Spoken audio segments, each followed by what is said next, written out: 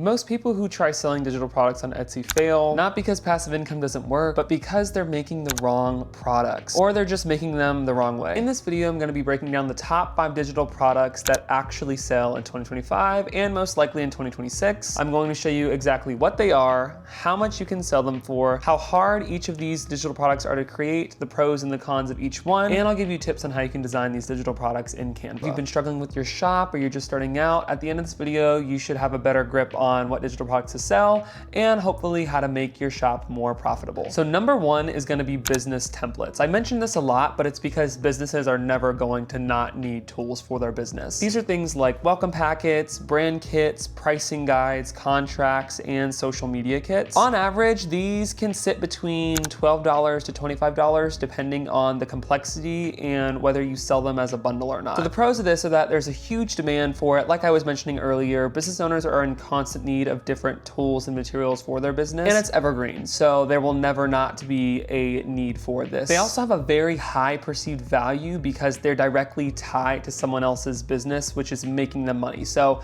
when people have that high perception of the value of your product, they're willing to invest more in it because they, in their mind, are thinking this product is going to help elevate my business and make me more money. Business templates are a good way to get in the door and make those initial sales, but also on the flip side of that, it's a higher ticket item, so you're gonna make more money in the long run if you know how to price your items right. Bundles also perform really well here because of the fact that, kind of what I was saying earlier, with the higher perceived value, people are always thinking about their dollar and thinking about how to get more bang for their buck. So if you're bundling a social media manager kit, plus contracts, plus invoices, plus XYZ, people are going to spend the money because people just want everything done for them. So with bundles, you're able to just group a whole bunch of templates together and get that higher ticket item. I normally see with bundles, people charge anywhere from, $40 all the way up to even $80, maybe $100, just depending on what you're offering. Remember, the more you're offering, the more higher perceived value that customer is willing to spend on. Some cons for the business niche is you need to have a really good design eye and understand what looks professional,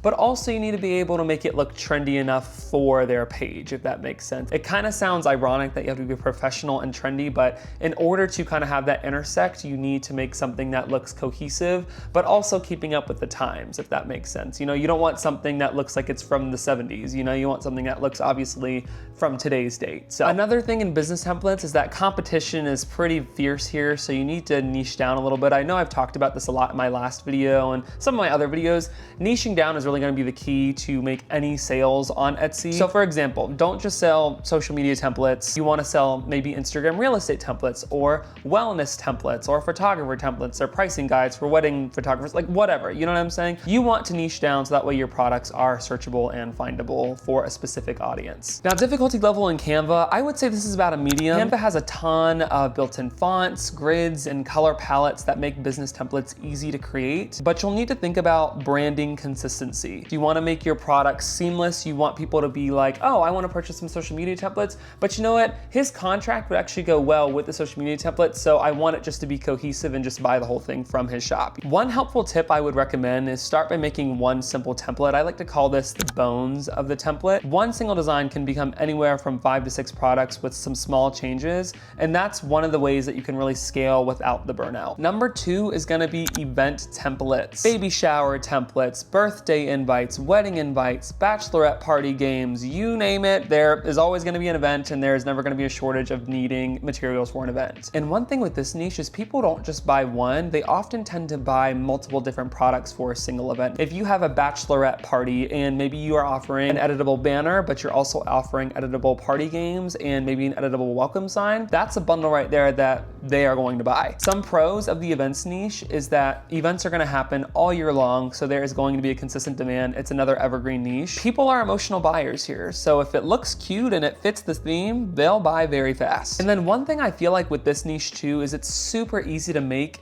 trendy, cute designs in Canva for using text and graphics because Canva offers so many trendy and hip and fun, playful designs for these types of niches. The cons of this niche obviously is it's very competitive. The wedding niche is probably the most, if not the biggest niche on Etsy, and it can feel like a needle in a haystack trying to find your way there. But one thing I would recommend, again, is niching down, trying to maybe cross-reference niches together and maybe do like a Western themed with boho or something along those lines, trying to just maybe have an intersect of niches to make your own original product within the wedding niche or within the baby shower niche or whatever the case may be. You can do this with research tools like Allura, Everbee, eRank. I personally use Allura, but all of them work fine. I've used pretty much all of them. And using these research tools will essentially help you figure out what has low competition and high demand, what keywords can really show my product in front of people. That's one thing. If you're gonna do the events niche, you just gotta be prepared for the competition because it can be rough out there. Another con of this niche is the seasonal demand spikes, which means sales can dip off in random months of the year. For example, with weddings, I feel like you're gonna get a lot of weddings in January, February, March, so you're gonna get an influx of sales, and it kind of drops off in the summer a little bit. But that doesn't mean that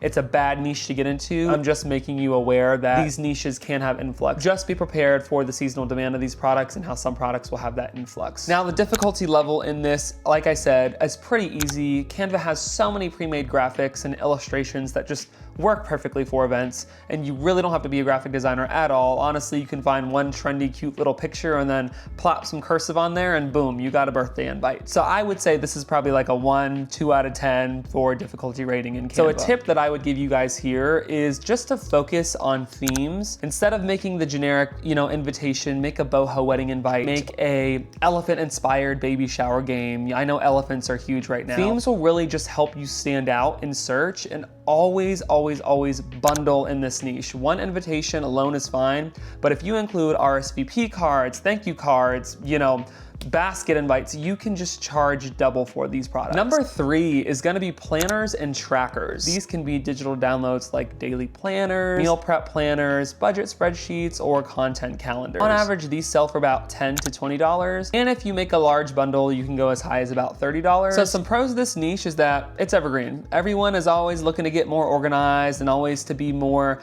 type A. So I think this is a good niche to get into because it will genuinely never go out of style. These are also very easy to make once and just resell forever. I know a lot of times sellers will have a bestseller from 2023 and just update their title to 2024, 2025, 2026 because they made it once and it keeps selling and it'll never not stop selling. There's also a huge opportunity for niching down with planners, kind of like what I was saying. Meal trackers, budget planners, birthday planners, holiday planners, the list goes on and on and on. Now let's get into the cons of this niche. The generic planner market, obviously, as we all know, is very oversaturated and it's not gonna sell. We all know that. Now, because this niche is so overpopulated, you have to like double niche down. I'm talking, think about fitness tracker for new moms, TikTok content calendar for influencers. Like, you have to be extremely selective with the wording and SEO that you're using to show up in search and to hopefully get some sales in this niche. Selling a planner is what I would consider the equivalent to of selling a t-shirt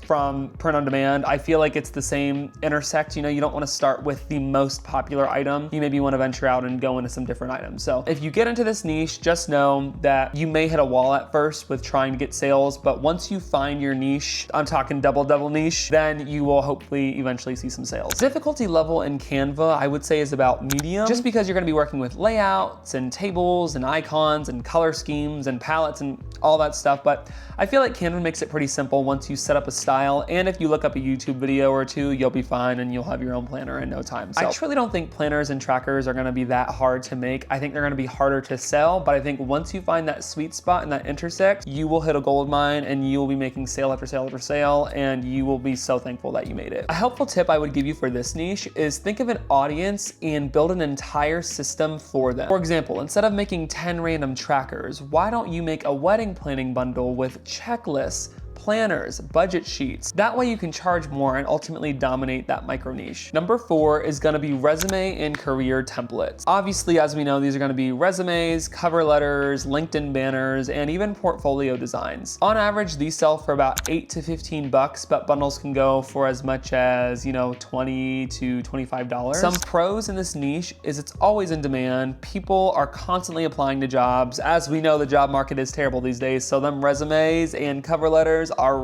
really helping people. This one isn't so much as a financial pro, it's more of a moral, ethical pro. You're solving a real pain point that people are facing. People don't know how to make a cover letter, they don't know how to make a resume, they're afraid they're not even gonna get an interview for a job. So you being able to aid that person is literally helping someone's career and is literally helping them trying to put bread on the table. Another pro of this is it's a very low barrier to entry and it's a fairly simple design. It's not super hard to make. And like I said, if you go on Canva and look at all the templates that are made there, it's super easy to kind of mock one of those and make it look good. So let's talk cons. You need to be able to balance the readability and the design aspect of resumes. Because when resumes are too flashy, they really just don't even get past job scanners, and nobody wants to have a resume that doesn't even get seen. There's also lots of competition. You have to be able to stand out with a niche of specific design, and that's kind of difficult when you don't want to be too flashy, but you don't want to be too boring and professional to where nobody's looking at your design. So you have to kind of find that happy medium. The difficulty level is fairly easy here. I feel like Canva already has so many design options for you to kind of see and emulate.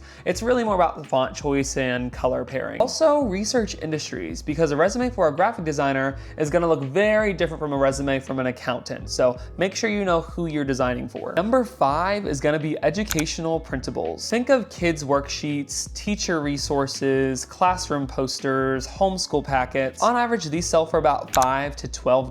Bundles of 20 to 30 worksheets can go for $20+ up. So the pros of this is that teachers and parents are gonna be your repeat buyers. Once they trust your designs and once they know that you actually know what you're talking about and they look cohesive, they're gonna keep coming back for more and more and more. So you can really gain a loyal customer following. Another pro is there's gonna be a high volume of sales. People don't just really buy one worksheet, they've gotta buy multiple packs, you know? They've gotta buy for math, science, English, reading, the list goes on and on. So you're really gonna be able to stack the number of sales up because people are gonna buy in bulk. Another pro is that a lot of these templates are gonna be reusable, right? So if you're doing a fall themed one, you can easily swap out some of the fall decorations for Christmas decorations. So there's a lot of room to reuse and recycle old material and fonts and graphics. Some cons of this niche is that it's gonna be at a lower price point, so you really need a lot of volume to make big money. And then it also requires a different level of creativity because you need to keep the designs engaging for kids. For the difficulty rating in Canva, I would say this is easy to medium. Canva has a ton of graphics and fonts and elements perfect for kids. Once you build the view templates, you can just reuse them for the different subjects. But I think where the medium difficulty comes in is making these designs pop for kids. So I think that can prove a little bit more difficult than it meets the eye. A helpful tip is to use them bundles, baby. I'm talking back to school mathematics worksheets, spring themed reading comprehension, science fair bundles. Bundles are naturally just gonna sell way better than single sheets and give you more perceived value. And at the end of the day, perceived value is what is going to make a buyer click buy. So those are the top 5 digital products that actually sell in 2025. And at the end of the day, the real takeaway here, it's not just about what you make, it's how you make it. Generic designs just won't cut it anymore on Etsy. You have to niche down, bundle your products, and think about the actual problem your template is solving. All of these can be made in Canva. No fancy software, no design degree, just time, creativity, and consistency. If you want to see more how I made over $46,000 on Etsy from January through August with a full breakdown of revenue, fees, and profit, I'll link that video right down below. And if you're serious about creating passive income with digital products, hit subscribe because I'm dropping more tutorials every single week, and I want you guys to make as much money as you can because it is rough out here, folks. But all that to say, I'll see you guys in the next video, and I hope you guys have a great day. Bye.